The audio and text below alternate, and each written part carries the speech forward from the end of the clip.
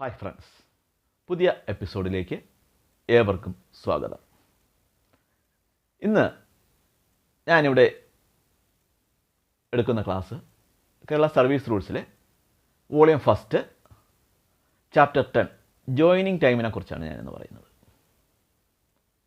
അപ്പോൾ നിങ്ങളെല്ലാവരും ഞാൻ പറഞ്ഞ എപ്പിസോഡുകൾ പറഞ്ഞിട്ടുള്ളതുപോലെ തന്നെ കേരള സർവീസ് റൂൾസിലെ വോളിയം ഫസ്റ്റ് ചാപ്റ്റർ 10 പുസ്തകത്തിൽ എടുത്തിട്ട് ഞാൻ പറയുന്ന മെയിൻ പോയിൻറ്റ്സ് നിങ്ങൾ പെൻസിൽ കൊണ്ട് പുസ്തകത്തിൽ മാർക്ക് ചെയ്യുക. മാർക്ക് ചെയ്തതിന് ശേഷം പരീക്ഷയ്ക്ക് പോകുന്നതിന് മുമ്പായിട്ട് തന്നെ അത് മായ്ച്ചും കളയേണ്ടതാണ്. ഇനി അഥവാ പുസ്തകം ഇല്ലാത്ത വ്യക്തികളാണ് ഈ ക്ലാസ് കേൾക്കുന്നതെന്നുണ്ടെങ്കിൽ KSRൻ്റെ PDF ഫയല് കേരള ഫിനാൻസ് ഡിപ്പാർട്ട്മെൻറ്റിൽ നിന്ന് നമുക്ക് ലഭിക്കും. ആ സൈറ്റിൽ നിന്ന് നമുക്ക് ലഭിക്കും. അത് ഡൗൺലോഡ് ചെയ്ത് വെച്ചിട്ട് ഈ ക്ലാസ് കാണുക. എൻ്റെ പേര് ഡോക്ടർ അലക്സ് ബോസ്കോ. 1999 മുതൽ ഡിപ്പാർട്ട്മെൻറ്റ് ടെസ്റ്റ് ക്ലാസ്സുകൾ കൈകാര്യം ചെയ്തു വരുന്നു. ഈ ചാനൽ ഇതുവരെയും നിങ്ങൾ സബ്സ്ക്രൈബ് ചെയ്തിട്ടില്ല എന്നുണ്ടെങ്കിൽ ഇപ്പോൾ തന്നെ സബ്സ്ക്രൈബ് ബട്ടൺ അമർത്തുക. അപ്പോൾ ഒരു ബെൽ ബട്ടൺ തെളിഞ്ഞു വരും.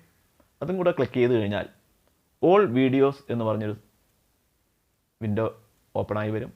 അതിൽ ടച്ച് ചെയ്താൽ നിങ്ങൾക്ക് ഞാൻ ഇതുവരെ പുറത്തിറക്കിയിട്ടുള്ള എല്ലാ എപ്പിസോഡുകളും, അതായത് Kerala financial code, treasury code, budget manual, KER, MOP, constitution of India, Kerala account code volume first second, treasury code second, financial code second, introduction to Indian audit and account, KSR എല്ലാം നിങ്ങൾക്ക് കാണാൻ സാധിക്കും. നിങ്ങൾ വേറൊരു ക്ലാസ്സിന് പോകാതെ തന്നെ നിങ്ങൾക്ക് ഈ പരീക്ഷ നന്നായിട്ട് വിജയിക്കാൻ സാധിക്കും. അതുമാത്രമല്ല, ഞാൻ എടുക്കുന്ന ക്ലാസ് എന്ന് പറയുന്നത് പരീക്ഷയെ മാത്രം ഉദ്ദേശിച്ചുള്ളതല്ല. സർവീസ് കാര്യങ്ങളിൽ നിങ്ങൾക്ക് ഒത്തിരി സംശയങ്ങൾ വരുന്ന കാലഘട്ടമാണിത്. കാരണം അത് സർവീസ് ബുക്ക് എങ്ങനെ നോക്കണം, KSR എങ്ങനെ നോക്കണം തുടങ്ങിയ കാര്യങ്ങളൊക്കെ അറിയണമെന്നുണ്ടെങ്കിൽ ഈ എപ്പിസോഡ് വളരെ ശ്രദ്ധിച്ച് കാണുക. ജോയിനിങ് ടൈമിനെക്കുറിച്ച് വരുന്ന ഏത് ചോദ്യത്തിനും, സർവീസിലായാലും പരീക്ഷയ്ക്കായാലും വരുന്ന എന്ത് സംശയത്തിനും ഈ എപ്പിസോഡ് കാണുന്നവർക്ക് കൃത്യമായിട്ട് മറുപടി നൽകാൻ സാധിക്കും. അപ്പോൾ നമുക്ക് ജോയിനിങ് ടൈം എന്ന ചാപ്റ്റർ 10 കടക്കാം. എല്ലാവരും പുസ്തകം എടുത്തു എന്നാണ് എൻ്റെ വിശ്വാസം. ഈ ചാപ്റ്റർ 10 ജോയിനിങ് ടൈമിനെക്കുറിച്ച് റൂൾ 125 മുതൽ റൂൾ 138 വരെയാണ് പറയുന്നത്. Rule 125 to 138 joining time. ആദ്യം ജോയിനിങ് ടൈം എന്താണ് എന്നുള്ളതാണ് നമ്മൾ മനസ്സിലാക്കേണ്ടത്. എന്താണ് ജോയിനിങ് ടൈം? എന്താണ് ജോയിനിങ് ടൈം എന്ന് മനസ്സിലാക്കണമെന്നുണ്ടെങ്കിൽ ചാപ്റ്റർ 10 റൂൾ 125 പുസ്തകമുള്ളവർക്ക് നോക്കാം. അതിലിങ്ങനെ ഒരു സെൻറ്റൻസ് ആണ്: joining time may be granted to an officer to enable him to join a new post. To join a new post on return from earned leave when he has not had sufficient notice of his appointment to the new post on return from leave other than that specified in subclause 1 and note 1. An officer deputed for training will be allowed for the onward and return journeys the time actually required for the journeys by the usual mode of conveyance. അതുപോലെ തന്നെ പ്രധാനമാണ് note 2. Probationers and approved probationers in one service including other officiating officers for whom no probation has been prescribed when appointed to the same or another service by direct recruitment shall be allowed the minimum joining time, that is actual journey time. അപ്പോൾ joining time എന്ന് പറയുന്നത് എന്താണ്? അത് ഒരു പുതിയ new പോസ്റ്റിൽ join ചെയ്യുന്നതിന് വേണ്ടി ആകാം ജോയിനിങ് ടൈം. അല്ല എങ്കിൽ എൻഡ് ലീവിൽ നിന്ന് റിട്ടേൺ ചെയ്ത് വരുന്ന സമയത്ത് എടുക്കുന്നതായിരിക്കാം ജോയിനിങ് ടൈം. അല്ല പ്രൊമോഷൻ കിട്ടിയ ഒരു ട്രാൻസ്ഫർ, പ്രൊമോഷനോ അല്ലാതെയുള്ള ഒരു ട്രാൻസ്ഫർ ലഭിക്കുമ്പോൾ കിട്ടുന്ന സമയമായിരിക്കാം ജോയിനിങ് ടൈം. അപ്പോൾ ഇതിനെല്ലാം തന്നെ ലഭിക്കുന്ന സമയത്തിന് പറയുന്നതാണ് ജോയിനിങ് ടൈം. ഇതിൻ്റെ കൂടുതൽ വിശദവിവരങ്ങൾ അറിയണമെന്നുണ്ടെങ്കിൽ നിങ്ങൾ റൂൾ 125 125 ഒരിക്കൽ കൂടെ വായിച്ചു നോക്കുക. അപ്പോൾ നിങ്ങളുടെ സംശയങ്ങൾ, ജോയിനിങ് ടൈമിനെ കുറിച്ചുള്ള ആദ്യം വരുന്ന സംശയങ്ങൾ അതിൽ തീരും. അതുപോലെ തന്നെ അതിൻ്റെ ഗവൺമെൻറ് ഡിസിഷനും വളരെ പ്രധാനമാണ്. 125 ഗവൺമെൻറ് ഡിസിഷനും വായിച്ച് നോക്കേണ്ടതാണ്. എന്ന് പറഞ്ഞാൽ പരീക്ഷയ്ക്ക് വരും എന്നുള്ള അർത്ഥത്തിൽ മാത്രമല്ല ഞാൻ പറയുന്നത്, സർവീസ് കാര്യങ്ങളിൽ അതും ആവശ്യമാണ്. അടുത്ത് എത്ര ജോയിനിങ് ടൈം ലഭിക്കും, എങ്ങനെയാണ് ജോയിനിങ് ടൈം കണക്കാക്കുന്നത് തുടങ്ങിയ കാര്യങ്ങൾ നമുക്ക് അറിയണമെന്നുണ്ടെങ്കിൽ റൂൾ 126, 127 നോക്കണം. 126, 127 എന്നീ റൂളുകൾ അതുമായിട്ട് ബന്ധപ്പെട്ടതാണ്. അതിൽ പറയുന്ന 126 പറയുന്ന ഇതാണ്. ഫസ്റ്റ് സെൻറ്റൻസ് നിങ്ങൾ പുസ്തകം ഉള്ളവർക്ക് നോക്കിയാൽ മനസ്സിലാവും. First sentence, not more than 1 day is allowed to an officer in order to join a new post when the appointment to such post does not necessarily involve a change of residence from one station to another. A holiday or Sunday counts as a day for the purpose of this rule. No joining time is admissible in cases where the change of post does not involve a actual change of office. ഈ joining time actual change of office അല്ലാത്തവർക്ക് joining time ഇല്ല. അല്ലാത്തവർക്ക് minimum 1 day allow ചെയ്യുന്നു. A transfer shall be held to involve a change of station only if the distance between 2 places is not less than 8 kilometers. 8 കിലോമീറ്ററിൽ താഴെ ഉള്ളവർക്ക് joining time ലഭിക്കില്ല. 8 kilometre കൂടുതലുള്ളവർക്ക് മാത്രമേ joining time ലഭിക്കൂ. എന്നാൽ ഈ ജോയിനിങ് ടൈം ലഭിക്കാത്തവർക്കും 1 day ഈസ് അലൗബിൾ എന്നാണ് 126 ആദ്യം എയിൽ 126 പറയുന്നത്. Note more than 1 day is allowed for an officer in order to join a new post when the appointment to such post does not necessarily involve a change of residence. Change of residence ഇല്ല എങ്കിൽ പോലും change of office ആണ് എന്നുണ്ടെങ്കിൽ 8 kilometre താഴ്ന്ന അല്ലെങ്കിൽ transfer ആയാലും 8 kilometre താഴ്ന്നതല്ല 8 kilometre കൂടുതലുള്ള transfer ആണെന്നുണ്ടെങ്കിൽ 1 day അലൗ ചെയ്യുന്നുണ്ട്. റിക്വസ്റ്റും പ്രകാരം ആണെങ്കിലും റിക്വസ്റ്റും പ്രകാരം അല്ല എന്നുണ്ടെങ്കിലും 8 കിലോമീറ്ററിൽ കൂടുതലുള്ള ട്രാൻസ്ഫറുകൾക്കെല്ലാം തന്നെ 1 day അലൗ ചെയ്യുന്നു. അപ്പോൾ ഈ 1 day എന്ന് പറയുമ്പോൾ നമ്മൾ മനസ്സിലാക്കേണ്ട വേറൊരു കാര്യം എന്ന് പറയുന്നത്, ഈ 1 day പറയുന്നത് ഇപ്പോൾ ഒരു ആഫ്റ്റർനൂണാണ് റിലീവ് ചെയ്യുന്നത് എങ്കിൽ പിറ്റേ ദിവസം ഫോർനൂണിന് ജോയിൻ ചെയ്യണം. 24 hours അല്ല അവിടെ നോക്കുന്നത്. അതുപോലെ ഫോർനൂണാണ് റിലീവ് ചെയ്യുന്നതെങ്കിലും പിറ്റേ ദിവസം ഫോർനൂണിന് ജോയിൻ ചെയ്താൽ മതി. ഫോർനൂണിന് റിലീവ് ചെയ്താലും പിറ്റേ ദിവസം ഫോർനൂണിന് ജോയിൻ ചെയ്യണം.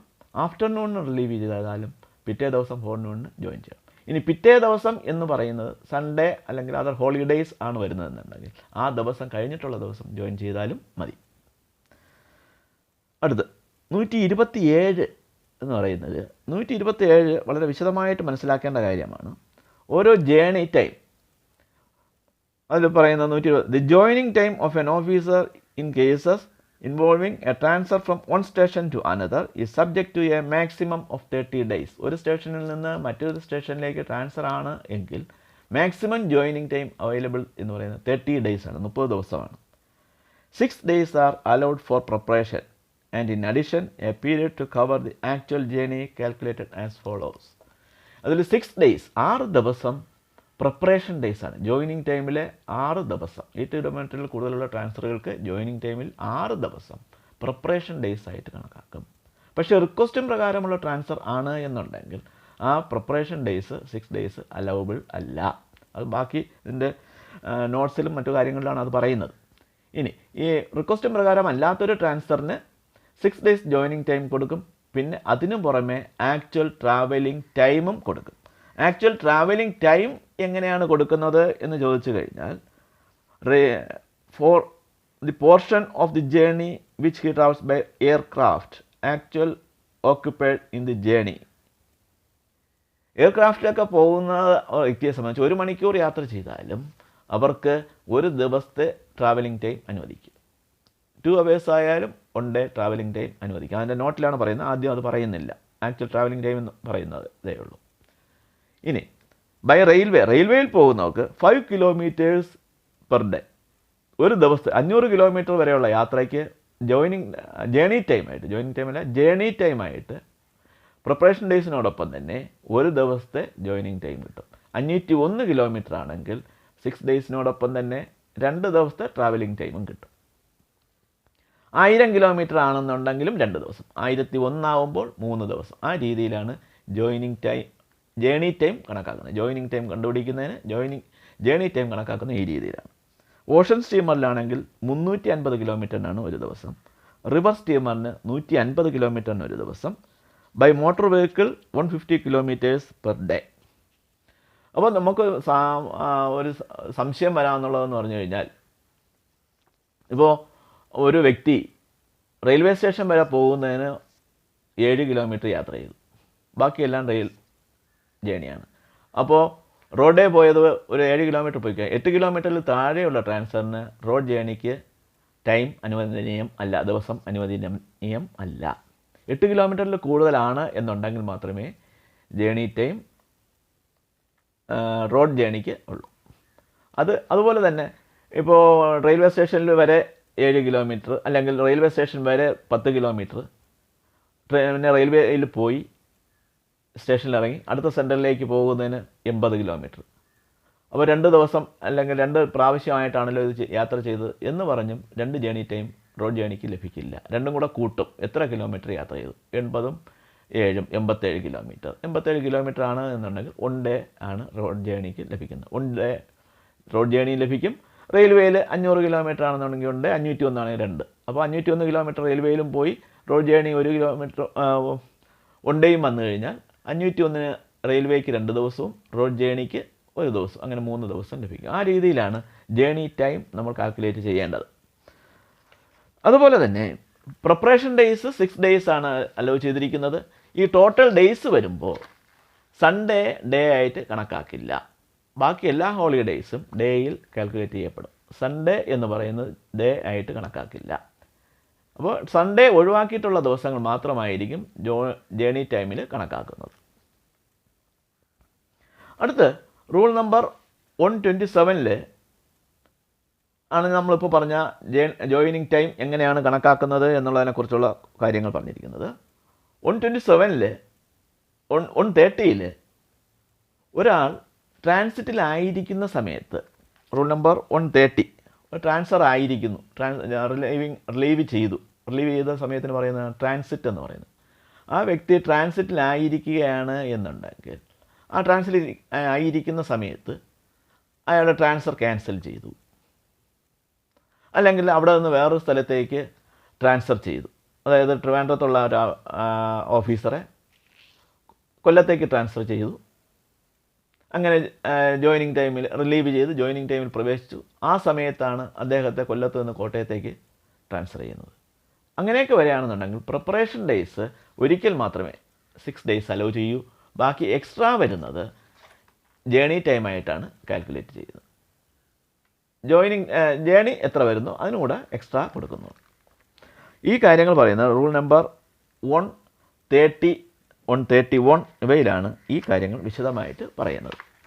റൂൾ നമ്പർ 130 ഇങ്ങനെയാണ് പറയുന്നത്: if an officer is appointed to a new post while in transit from one post to another, his joining time begins on the day following that on which he receive the order of appointment.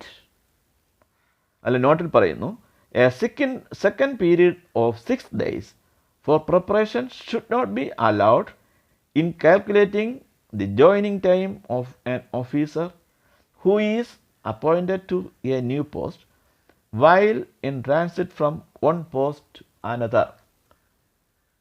ട്രാൻസിറ്റിലായിരിക്കുന്ന ഒരു വ്യക്തിയെ ഒരു പോസ്റ്റിൽ നിന്ന് വേറൊരു പോസ്റ്റിലേക്ക് transfer ചെയ്ത് കഴിഞ്ഞാൽ second preparation days allowable അല്ല. അതിൽ ഗവൺമെൻറ് ഡിസിഷൻ കൂടെ നമ്മൾ വളരെ പ്രധാനപ്പെട്ടതാണ്.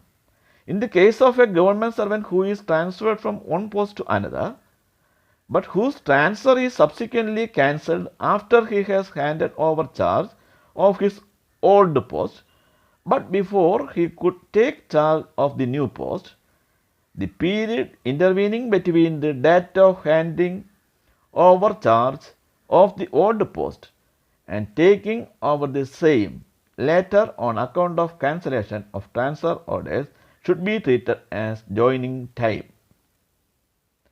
അതായത് ഞാൻ നേരത്തെ പറഞ്ഞതുപോലെ തന്നെ അതിൻ്റെ വിശദമായിട്ടുള്ളതാണ് 130 പറയുന്നത്. ആ ലീവ് ക്യാൻസലായി കഴിഞ്ഞു കഴിഞ്ഞാൽ ക്യാൻസൽ ചെയ്ത് കഴിഞ്ഞാൽ അത്രയും പീരീഡിനെ ജോയിനിങ് ടൈമായിട്ട് തന്നെ കണക്കാക്കുന്നതാണ്. അപ്പോൾ ഇതൊക്കെ കേൾക്കുമ്പോൾ ആദ്യമായിട്ട് കേൾക്കുന്ന ഒരു ഉദ്യോഗസ്ഥനെ സംബന്ധിച്ച് അല്ലെങ്കിൽ ഒരു വ്യക്തിയെ സംബന്ധിച്ച് ഒരു ഓഫീസറെ സംബന്ധിച്ച് അയ്യോ ഇതൊക്കെ എങ്ങനെ മാഷെ ഞാനിത് ഓർത്ത് വയ്ക്കുന്നു എന്നൊരു സംശയം വരാം. അപ്പോൾ ഞാൻ നേരത്തെ സൂചിപ്പിച്ചു ജോയിനിങ് ടൈമിനെ കുറിച്ച് പറയുന്നത് ചാപ്റ്റർ 10 റൂൾ 123 to 125 to 138 125 മുതൽ 138 വരെയുള്ള റൂൾസ് ജോയിനിങ് ടൈമിനെ കുറിച്ച് പറയുന്നു. 125 126 അതിൻ്റെ പ്രാധാന്യത്തെക്കുറിച്ച് പറയുന്നു. 127 ജോയിനിങ് ടൈം എങ്ങനെ കണക്കാക്കുന്നത് എന്ന് പറയുന്നു. 130 ഈ ട്രാൻസിറ്റിലായിരിക്കുന്ന ഒരാളിൻ്റെ പോസ്റ്റ് ജോയിനിങ് ടൈം എങ്ങനെ കണക്കാക്കുന്നു എന്ന് പറയുന്നത് എന്നുള്ള കാര്യങ്ങളൊക്കെ ഞാൻ സിമ്പിളായിട്ട് പറഞ്ഞു. അപ്പോൾ ഇതെങ്ങനെ ഓർത്തിരിക്കും? പലർക്കും ഓർമ്മിക്കാൻ ഇത് ബുദ്ധിമുട്ടായിട്ട് തോന്നാറുണ്ട്. അങ്ങനെയുള്ളവർ അവർക്കൊരു ടെക്നിക്ക് ഞാൻ പറഞ്ഞുതരാം. നിങ്ങൾ ചെയ്തു നോക്കുക. നിങ്ങൾക്കും ഉപയോഗിക്കാം, നിങ്ങളുടെ മക്കൾക്കും ഉപയോഗിക്കാം. മക്കളും പറയാറുണ്ടായിരിക്കും അയ്യോ അച്ഛാ അമ്മേ എനിക്ക് വായിച്ചിട്ട് മനസ്സിലാകുന്നില്ല. അപ്പോൾ നിങ്ങൾ അതിന് ടെക്നിക്കുണ്ട്. അതായത് ഈ വായിച്ചിട്ട് മനസ്സിലാകാത്ത കാര്യങ്ങൾ ഏറ്റവും പ്രധാനമെന്നും നിങ്ങൾക്ക് മനസ്സിൽ തോന്നുന്ന കാര്യങ്ങൾ ഒരു കാർഡിലോ ഒരു പേപ്പറിലോ ഉറങ്ങാൻ സമയത്ത് എഴുതണം. ഉറങ്ങാൻ സമയത്ത് എഴുതിയിട്ട് നിങ്ങളുടെ ബെഡിനടുത്ത് തന്നെ അങ്ങ് വെച്ചേക്കുക. പിന്നെ അതിനെക്കുറിച്ച് ചിന്തിക്കുക വേണ്ട. ഞാൻ എഴുതിയതിനെക്കുറിച്ചേ നിങ്ങൾ ചിന്തിക്കരുത്. സുഖമായിട്ട് കിടന്നുറങ്ങുക. എന്തിനെഴുതിയെന്നോ ഏതിനെഴുതിയെന്നോ ഒന്നും നിങ്ങളപ്പോൾ ചിന്തിക്കേണ്ട.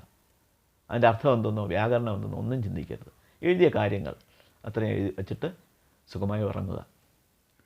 രാവിലെ എഴുന്നേൽക്കുന്നു, പ്രഭാതകർമ്മങ്ങൾ ചെയ്യുന്നു, വീണ്ടും വന്ന് ഞാൻ ഇന്നലെ എന്താണ് എഴുതി വെച്ചത് എന്ന് ജസ്റ്റ് ഒന്ന് നോക്കുന്നു. എഴുതി വെച്ച് വായിക്കുന്നു, അർത്ഥമൊന്നും ചിന്തിക്കുന്ന അടുക്കളയിലോ എന്താണോ നിങ്ങളുടെ ദൈനംദിന പ്രവർത്തനങ്ങൾ അതിൽ വ്യാപൃതരാകുന്നു. വീണ്ടും ഡ്രസ്സ് ചെയ്യാൻ വരുന്നു. ഡ്രസ്സ് ചെയ്യുന്ന സമയത്ത് ഞാൻ ഇന്നലെ എഴുതി വെച്ചതല്ലേ ഒരിക്കൽ നോക്കാം, ചുമ്മാ ഒന്ന് വായിക്കുന്നു. ഞാൻ ജസ്റ്റ് ഒന്ന് കണ്ടിട്ട് പോകുന്നത് പോലെ വായിച്ചിട്ട് പോവുക. വൈകുന്നേരം ഓഫീസിൽ നിന്ന് തിരിച്ചു വരുമ്പോൾ എന്താ എന്ന് എഴുതി ജസ്റ്റ് ഒന്ന് നോക്കുന്നു. വീണ്ടും ജോലികൾ വ്യാപൃതരാകുന്നു. പിന്നെ ഉറങ്ങാൻ നേരത്തിന് വീണ്ടും ഒരിക്കൽ വായിച്ചു നോക്കുന്നു. ഇതിനിടയ്ക്കൊക്കെ നിങ്ങൾക്ക് തോന്നുന്ന സമയത്തൊക്കെ വായിക്കാം. ഞാൻ ഇന്ന സമയങ്ങളിൽ വായിക്കാവൂ എന്ന് പറഞ്ഞാൽ അതുകൊണ്ട് മാഷ് അങ്ങനെ പറഞ്ഞതുകൊണ്ട് ഞാൻ അതേ ചെയ്യുന്നു എന്ന് ചിന്തിക്കരുത്. നിങ്ങൾ വായിക്കുന്നു. രാത്രി ഉറങ്ങാൻ സമയത്തും വായിച്ചു. അതിനെ ചുരുട്ടി കൂട്ടിയെടുത്ത് ആ പേപ്പറിനെ വലിച്ചു കളഞ്ഞ് ദൂരെ കളയുന്നു. നിങ്ങളത് ഒരിക്കലും മറക്കില്ല. അത് നിങ്ങളുടെ മനസ്സിൽ നിന്ന് മായുകയേയില്ല. നിങ്ങൾ വേണമെങ്കിൽ പരീക്ഷിച്ച് നോക്കുക. ഏത് വിഷയം നിങ്ങളുടെ മക്കളിലും പരീക്ഷിക്കാം, ഭാര്യയിലും പരീക്ഷിക്കാം, ഭർത്താവിലും പരീക്ഷിക്കാം. ആരിൽ വേണമെങ്കിലും നിങ്ങൾക്ക് ഈ ടെക്നിക്ക് പരീക്ഷിക്കുക എന്നുള്ളതാണ്. ഇത് വളരെയധികം പരീക്ഷിച്ച് വിജയിച്ചിട്ടുള്ളതാണ്. ഞാനും അങ്ങനെയൊക്കെയാണ് പഠിച്ചിട്ടുള്ളത്. ഇപ്പോൾ പഠിക്കുന്നതും അങ്ങനെ തന്നെയാണ്. കാര്യങ്ങൾ മറന്നു പോകാതെ സൂക്ഷിക്കുന്നതും ആ രീതിയിലാണ്. അപ്പോൾ നിങ്ങൾക്കും ഈ ടെക്നിക്ക് ഉപയോഗിച്ച് സർവീസ് റൂൾസിലെ പ്രധാനപ്പെട്ട റൂൾസ് നിങ്ങൾക്ക് മനസ്സിൽ നിലനിർത്താൻ സാധിക്കും.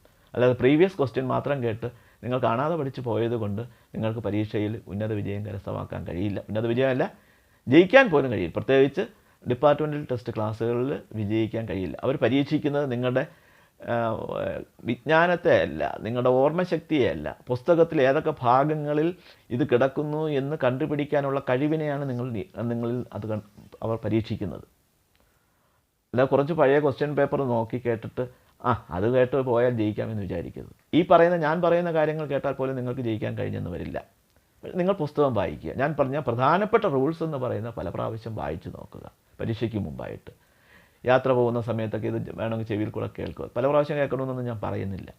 പിന്നെ പരീക്ഷയ്ക്ക് ആൻസർ ചെയ്യുമ്പോഴും ഒരു 45 മാർക്കിൽ കൂടുതൽ ആൻസർ ചെയ്യരുത്. പുസ്തകം നോക്കി ഏറ്റവും ശരിയെന്ന് നിങ്ങൾ ഉറപ്പുവരുത്തുന്ന ഒരു 45 മാർക്കിന് മാത്രമേ ആൻസർ ചെയ്യാവൂ. അതിൽ കൂടുതൽ ആൻസർ ചെയ്യരുത്. കാരണം ഒരു മാർക്ക് കുറയുമ്പോൾ, ഒരു തെറ്റ് സംഭവിക്കുമ്പോൾ 3-1 മാർക്ക് കുറയും. 40% മാർക്കാണ് വിജയിക്കാൻ വേണ്ടത്. പ്രത്യേകിച്ച് KSRനെ സംബന്ധിച്ചാണെന്നുണ്ടെങ്കിൽ 100 ചോദ്യം വരുമ്പോൾ ഏകദേശം ഒരു 90 ചോദ്യം ഒഴിയുമ്പോൾ 10-12 ക്വസ്റ്റ്യൻസ് അവർ ക്യാൻസൽ ചെയ്യും. പല കാരണങ്ങളാണ്. അത് കഴിഞ്ഞിട്ടുള്ളതിൻ്റെ 40%ആണ് മാർക്ക് വരുന്നത്. 3-1 മാർക്ക് കുറഞ്ഞാലും നിങ്ങൾ പരീക്ഷയ്ക്ക് തോറ്റുപോകും. അതുകൊണ്ട് പുസ്തകം നോക്കി, വരികൾ നോക്കി, ഞാനിപ്പോൾ പല വരികളും പറഞ്ഞു തന്നിട്ടുണ്ട്.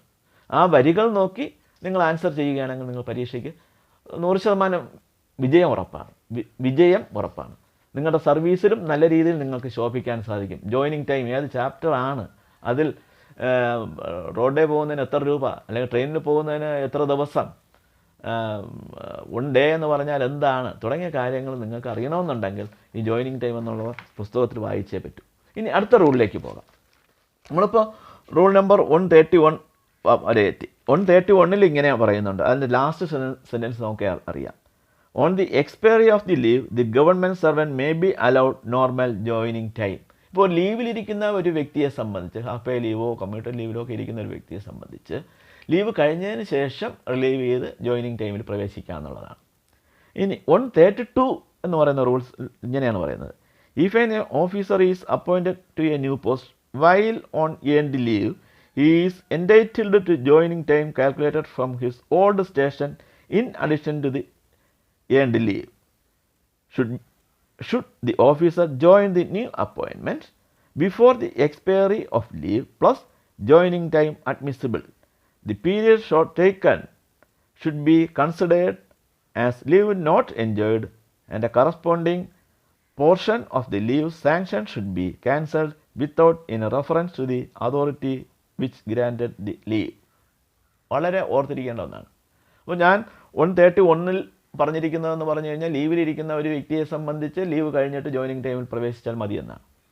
പക്ഷേ റൂൾ നമ്പർ 132 പറയുന്നത് ഏൺഡ് ലീവിലിരിക്കുന്ന ഒരു വ്യക്തിയെ സംബന്ധിച്ച് ലീവ് കഴിഞ്ഞിട്ട് വന്ന് ജോയിൻ ചെയ്താലും മതി, വേണമെന്നുണ്ടെങ്കിൽ ഏൺഡ് ലീവ് ക്യാൻസൽ ചെയ്തിട്ട് ജോയിനിങ് ടൈമിൽ പ്രവേശിക്കാം. അങ്ങനെ ഏൺഡ് ലീവ് ക്യാൻസൽ ചെയ്യുകയാണ് എന്നുണ്ടെങ്കിൽ വേറൊരു ഉത്തരവില്ലാതെ തന്നെ ആ ഏൺഡ് ലീവ് റിക്കവർ ചെയ്യപ്പെടുകയും ചെയ്യും, ഏൺഡ് ലീവ് തിരിച്ച് ലഭിക്കുകയും ചെയ്യും. എത്ര ഏൺഡ് ലീവ് ക്യാൻസൽ ചെയ്തോ അത്രയും ഏൺഡ് ലീവ് നമുക്ക് തിരിച്ച് ലഭിക്കുകയും ചെയ്യും. റൂൾ നമ്പർ 132 ഒത്തിരി പേർക്ക് സംശയം വരുന്ന ഒരു പ്രശ്നമാണിത്. അതുകൊണ്ട് ആ റൂൾ നമ്പർ 132 വളരെയധികം മനസ്സിലാക്കിയിരിക്കുക. പരീക്ഷയ്ക്കും പല പ്രാവശ്യം വന്നിട്ടുണ്ട്. അത് ഞാൻ പറയുന്ന റൂൾസ് എല്ലാം തന്നെ വളരെ പ്രധാനപ്പെട്ടതുമാണ്, പരീക്ഷയ്ക്ക് പല പ്രാവശ്യം വന്നിട്ടുള്ളതുമാണ്. അതുകൊണ്ട് പെൻസിൽ വെച്ച് മാർക്ക് ചെയ്യുക, പരീക്ഷയ്ക്ക് പോകുന്നതിന് മുമ്പ് മായ്ച്ചും കളയുക. അതുപോലെ തന്നെ റൂൾ നമ്പർ 134 പ്രധാനമാണ്, വായിച്ചു നോക്കുക. 136 ഇങ്ങനെ പറയുന്നു. 136 a government servant not joining time shall be government servant on joining time shall be regarded as on duty during that period and shall be entitled to joining time pay equal to the pay which was drawn before relinquishment of charge in old post. അതിൻ്റെ നോട്ടും അതുപോലെ പ്രധാനപ്പെട്ടതാണ്. അതുപോലെ 137 an officer who does not join his post within his joining time is entitled to no pay or leave salary after the end of the joining time. Willful absence from duty after the expiry of joining time may be treated as misbehavior for the purpose of Rule 21. അതായത് joining time കഴിഞ്ഞിട്ട് ഒരാൾ join ചെയ്യാൻ നിൽക്കുകയാണ് എന്നുണ്ടെങ്കിൽ unauthorised absent ആയിട്ട് misbehaviour ആയിട്ട് treat ചെയ്യുന്നതാണ് rule number 137 പറയുന്നത്. വിൽഫുൾ ആബ്സെൻസ് ഫ്രം ഡ്യൂട്ടി, മനഃപൂർവമായ ആബ്സെൻ്റ് ആണ്, പ്രതികാരത്തോടു കൂടെയുള്ള ആബ്സെൻ്റ് ആണ് എന്നുണ്ടെങ്കിൽ അതിനെ മിസ്ബിഹേവിയർ ആയിട്ട് പരിഗണിക്കും എന്നാണ് റൂൾ നമ്പർ 137 പറയുന്നത്. ഇനി അതിൻ്റെ ഗവൺമെൻറ് ഡിസിഷൻ കൂടെ നിങ്ങൾ വായിച്ചു നോക്കണം. The period of overstay of joining time of an officer may be regularised by granting eligible leave under rule 131 part 1 KSR. Wilful absence അല്ല, ജോയിനിങ് ടൈം എന്ന് പറയുന്നത് അബദ്ധം പറ്റിയതാണ്, അല്ലെങ്കിൽ എനിക്കൊരു അസുഖം വന്നതിനാലാണ് എന്ന് ആണ് വ്യക്തി പറയുന്നത്, ഓഫീസർ പറയുന്നത് എങ്കിൽ അതിനെ ഓവർ സ്റ്റൈൽ ആയിട്ട് പരിഗണിക്കും. Over style of joining time എന്നാണ് അതിന് പറയുന്നത്. അതും റൂൾ നമ്പർ 137 പറയുന്നത്. അപ്പോൾ ഓവർ സ്റ്റൈൽ എന്ന് പറയുമ്പോൾ ആ ദിവസങ്ങൾ എലിജിബിൾ ലീവായിട്ട് പരിഗണിക്കപ്പെടും. അല്ല മനഃപൂർവ്വമാണ് വരുതാതിരുന്നത് എന്നാണ് പറയുന്നത് എങ്കിൽ അതിനെ അൺഓതറൈസ്ഡ് ആബ്സെൻ്റ് അല്ലെങ്കിൽ മിസ്ബിഹേവിയർ ആയിട്ട് പരിഗണിക്കും എന്നും റൂൾ 137 പറയുന്നുണ്ട്. അപ്പോൾ ഇത്രയും റൂൾസ്. അതുപോലെ 138 വായിച്ചിരിക്കേണ്ട ഒന്നാണ്.